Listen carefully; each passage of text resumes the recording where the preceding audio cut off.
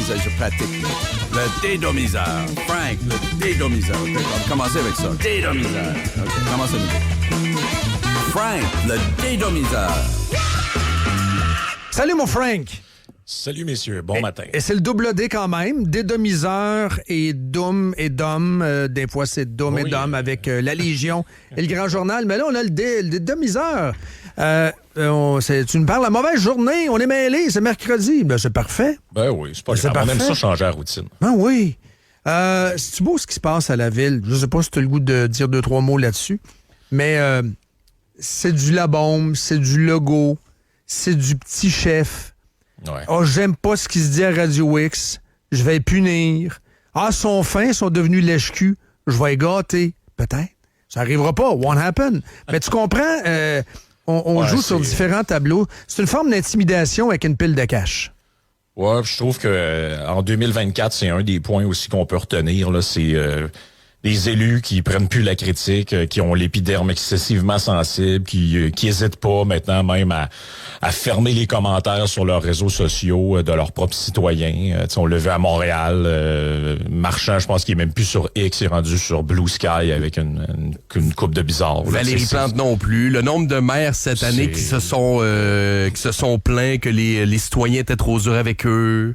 Ils ont fait passer un genre de loi au Parlement. C'est ça. Oui, ils contre l'intimidation, ou que je te pose c'est quoi le terme exactement, pour se prémunir contre les critiques, pour nous étouffer. Mais on vous a passé des extraits de La Chance avec des citoyens, il y a de ça quoi, une semaine? Ça, il n'y a pas de loi contre ça. Eux autres, non, c'est ça. Puis en plus, cette loi-là, c'est un truc complètement inutile. J'avais déjà même fait une chronique là-dessus. Oui. La Sûreté du Québec a un plan de match pour la protection des élus avec il y a toutes sortes de il y a toutes sortes de mécanismes. Ils ont déjà il y avait déjà quelque chose pour ça. Il y a des lois. En fait, que tu sois un élu ou pas, vous n'avez pas le droit de faire des menaces de mort à quelqu'un qui soit à l'Assemblée nationale ou pas. Ça n'a pas rapport que ces gens-là aient un statut différent de parce qu'ils sont élus. Là. Donc, je vois pas la nécessité de ça, mais ça s'inscrit, je trouve, dans une longue continuité là, de on fait pitié, c'est donc ben pas drôle, alors qu'en fait, vous êtes des privilégiés. C'est un privilège que les gens ont, qu'on les désigne comme nos représentants. C'est pas un droit qui descend du ciel. Vous êtes pas des monarques, là, les amis. Là. Vous êtes des serviteurs de la chose publique. Ce serait peut-être bon de s'en rappeler une fois de temps en temps. Tu veux jaser de quoi ce matin? Tu as l'air d'être bien parti, là? Oui, ben écoute, ce matin, on va faire le bilan de l'année 2024. Oui! Et puis, chaque année, on se dit, bon, comment j'y vais? Est-ce qu'on y va par mois? Est-ce qu'on y va par thème? Comment on y va? Et à force de réfléchir, je me suis dit, 2024, c'est ce que j'ai appelé l'année de l'effondrement de tous les régimes. Et ça pourrait durer vraiment longtemps, donc je me suis circonscrit à prendre juste quelques exemples parce que sinon ça va devenir extrêmement long. Mais on se ramène quelques mois dans le passé, en juin 2023. Vous allez comprendre le lien très rapidement, c'est que la Cour suprême des États-Unis rend son jugement sur le fait que les programmes universitaires américains qui font des affirmative action, donc ce qu'on appelle en français la discrimination positive, n'ont pas le droit de le faire sur la base de la race, donc de l'ethnie, de la couleur de peau, tout ce que vous voulez. Et ça, à mon avis, c'est ce qui a marqué vraiment aux États-Unis et même dans le monde ce qu'on appelle le peak woke. Là. Donc, toutes les niaiseries de ce type-là sont arrivées à leur apogée jusqu'à cette décision-là. Et depuis, on a vu Walmart, Molson, Ford, Harley-Davidson, Boeing, Toyota, Lowe's, John Deere. Regarde, la liste est extrêmement longue de ces compagnies-là qui ont backtracké sur tout ce qui est politique DEI, donc Diversity, Equity, Inclusion. Le wokisme est en plein recul. Le wokisme est en plein recul, ça se vérifie même. Il y a un article du Wall Street Journal qui avait été publié sur ça, qui avait étudié même les thématiques traitées à l'université. Et on voyait que tout ce qui était privilèges blancs et autres, ces thèmes-là sont de moins en moins des thèmes centraux des études universitaires publiées. Donc, on sent vraiment, puis à mon avis, c'est la décision de la Cour suprême aux États-Unis qui a vraiment mis un frein à ça, parce que là, tu n'as plus de caution légale pour faire de la discrimination, prendre plus d'étudiants juste pour leur couleur de peau ou ce genre de choses-là. Évidemment, en politique, c'est vraiment une année marquante pour tout ce qui est régime qui s'effondre. On le vit live avec Trudeau, là. On le vit live avec Trudeau, ce sera un des exemples, mais tu vois, regarde, janvier 2024, c'est le début des révoltes des agriculteurs en Allemagne. On a l'impression que ça fait longtemps, mais c'était juste il y a même pas un an. Donc, vous rappelez-vous, le gouvernement veut mettre une taxe sur le diesel. Les agriculteurs sont énormément dépendants de ça. Il y a des manifestations monstres, ça finit par déborder jusqu'aux Pays-Bas. Et qu'est-ce qu'on apprend dans les derniers jours? Olaf Scholz, le chef du gouvernement allemand qui perd un vote de confiance. Il y aura des élections en février. Son régime s'effondre. Février 2024, la première ministre française Elisabeth Borne démissionne à la demande d'Emmanuel Macron. Et ça, c'est vraiment le début de l'effondrement du régime de Macron. Depuis ces chicanes-là qu'il y avait sur la réforme de l'immigration, la France a passé Attal, Barnier et maintenant Bayrou. Une élection européenne, 2 tours d'élections législatives. Ce pays-là est devenu ingouvernable. 4 premiers ministres en moins d'1 an. C'est du jamais vu, là. Je veux dire, ce régime-là est en train de s'effondrer. Macron, c'est très probable que, je pense pas que personne pense qu'il va être, Le Pen va passer. Il pourrait pas être réélu, là, de toute façon, parce qu'il y a un cumul de. Le Pen est largement en avance en passant, selon les derniers sondages. Le Pen est largement en avance. On verra, là, si c'est Bardella ou elle qui vont pour la présidentielle, là. Au Royaume-Uni, c'est un effondrement total. Là, en plus, c'est encore plus drôle, c'est 2 régimes successifs. Donc, rappelez-vous, mai 2024, Rishi Sunak, le premier ministre britannique, qui est le premier ministre après avoir passé, depuis Boris Johnson, c'était un après l'autre, le Liz Truss, etc. Les Anglais, eux autres, sont fait fourrer. C'est le pays où les citoyens se sont fait le plus fourrer sur la boule. Absolument. Donc, juillet, il y a des élections générales. Ils élisent pour tasser les conservateurs Starmer. Ça fait même pas un mois qu'il est là. On a déjà des vagues de censure, arrestations pour des commentaires sur Facebook. Les polices qui débarquent pour des posts Facebook. Exactement. Et là, tant et si bien que le régime des conservateurs s'est effondré, mais s'il y avait des élections aujourd'hui, Starmer perdrait le pouvoir. Il a été élu à 33%, ce qui est quand même pas un si gros vote que ça. Il est passé en dessous de la barre des 25, suivi de près par le Reform Party, qui est le parti de Nigel Farage.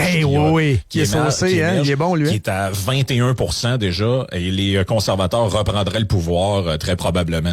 Donc, on dit souvent, Frank, les Québécois savent pas quoi faire avec un bulletin de vote. C'est les Anglais. La grande tradition de parlementarisme britannique. Eux autres, ils se sont fait fourrer solide. Ils se sont pas informés ben. Je suis tanné des conservateurs. C'est sûr que c'est le balancier, c'est le parlementarisme, l'alternance entre les deux. Un peu ce qu'on vit au Canada.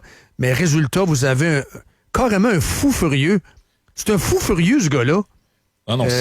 Puis Trump, il ménage. Mais j'ai l'impression que, après avoir fait de Trudeau sa bitch number 2, c'est le PM de la Grande-Bretagne. Là. Ouais, je pense lui, il va passer au cash. Il y a personne qui va être épargné, honnêtement. Là, je pense que il y a une liste d'après moi. Oui, je pense qu'il y a une liste, effectivement. Il y a une genre de blacklist, là, ça va très mal se terminer pour plusieurs d'entre eux. Mais là, vous voyez où on s'en va, le effondrement du régime français, effondrement du régime britannique. Oui. C'est un après l'autre. Juin 2024, premier débat présidentiel. Joe Biden, performance catastrophique. On connaît la suite, toute une espèce de scénario à la House of Cards où Kamala Harris le remplace dans un genre de cirque médiatique où on essaie de nous la vendre comme la Obama 2.0, mais malgré un pompage médiatique, des donations records et un adversaire finalement qui passe à 1 centimètre de mourir, elle échoue et le régime démocrate s'effondre avec elle. Donc, c'est un autre... Je sais pas là, si les gens réalisent, là, mais 2024, c'est vraiment une année où tout change. Là. Les régimes qu'on pensait installer jusqu'à ce que mort s'en suive durant la pandémie sont tous en train de tomber les uns après les autres, peu importe le pays. On se ramène dans notre Canada, septembre 2024. Après un été tranquille où ce parti-là espérait peut-être sans doute remonter la pente, il n'y a plus rien qui marche pour François Legault avec la démission surprise de Pierre Fitzgibbon le 3 septembre. Et ça, c'est vraiment il y avait évidemment des problèmes avant, mais on avait toujours l'espoir de dire ouais, ils ont atteint un genre de plancher. T'sais, ils peuvent remonter si on voit pas trop le go. Là, rappelez-vous de sa stratégie, il parlait plus aux journalistes, il essayait de se cacher. Mais là, c'est vraiment le début d'une accélération de l'effondrement de ce régime-là. Ça coïncide aussi avec l'effondrement de la filière batterie, donc Nordvolt, Lion électrique. On peut en parler ce matin. Les corbeaux tournent autour des cochonneries de Lyon, là. Un matin. Exactement. Donc, départ de Fitzgibbon, on avait l'impression que c'est l'élément déclencheur pour que tout pète. Sûrement que c'est un hasard, absolument. Donc, tu sais, avant que Fitz parte, on savait pas trop ce qui allait se passer aux élections. On se doutait que le PQ allait prendre le pouvoir, mais la CAQ, on se disait, ils peuvent avoir au moins l'opposition officielle, faire une course à la chefferie. Là, c'est même le statut de parti officiellement reconnu à l'Assemblée nationale qui est menacé. Parce que selon les estimations dont on a parlé plusieurs fois, Dom, ils ont pas le nombre de députés pour être reconnus comme un parti officiel. Les stars en revolent un après l'autre. Guilbeault perd sa job. En fait, il y a beaucoup de ministres, des top ministres qui revolent, là, carrément. Guilbeault perd au même du PQ. Il y a son petit loup dans Charlebourg, ça revole aussi. Donc, c'est l'effondrement du régime caquiste, je pense qu'on peut le voir. Novembre 2024, le président élu Donald Trump annonce dans un message sur Truth Social qu'il va imposer des tarifs de 25% sur le Mexique et le Canada s'il ne règle pas le problème aux frontières et de fentanyl. Il provoque une crise diplomatique sans précédent. L'entourage de Trudeau pogne la panique est pognée. Les premiers ministres provinciaux, même une partie des médias, on voit clairement que plus personne fait confiance en Justin Trudeau. Résultat, on l'a vu cette semaine, dépôt de budget, le jour d'un dépôt d'une mise à jour budgétaire, sa vice-première ministre et ministre des Finances, donc la numéro 2 du régime, démissionne ou se fait démissionner. 60 députés de son parti se trouvent complètement isolés en signant une lettre qui demande la démission de Trudeau. Donc le gars, il est isolé tant à l'extérieur, donc tant à l'international, plus personne ne veut rien savoir de lui qu'à l'intérieur du pays. S'il y a des élections aujourd'hui, lui ici perdrait non seulement le pouvoir, mais même l'opposition officielle qui probablement leur échapperait aussi si... non, Trudeau, le dernier... c'est un palace ou il y a un dernier sondage là, hier. Trudeau, 10 députés. Ipsos. Ouais, c'est Ipsos. 10 députés. C'est une catastrophe. 10. Donc, c'est l'effondrement du régime trudeauiste après presque 10 ans où ce gars-là, cette équipe-là, extrêmement mauvaise, aucune rigueur budgétaire, aucune... en fait, la seule affaire sur laquelle ils ont une créativité, c'est en fait, on se demande toujours qu'est-ce qu'ils vont pouvoir inventer de plus, tu sais, après le déminage non-binaire en Ukraine, puis ce genre de trucs-là, tu te dis, ils sont arrivés au bout de leur peine, mais non, chaque fois... C'est un asile, là. C'est carrément un asile. C'est une maison de fous, là. C'est exactement ça. Tu dis que t'es une femme, tu vas à prison des femmes. C'est fait. T'as pas le droit de questionner. Discrimination. C'est exactement ça, mais vous voyez, c'est Québec, Canada, États-Unis, France, Royaume-Uni, ça pète Allemagne, ça pète de partout. J'aurais pu prendre la Syrie comme exemple aussi.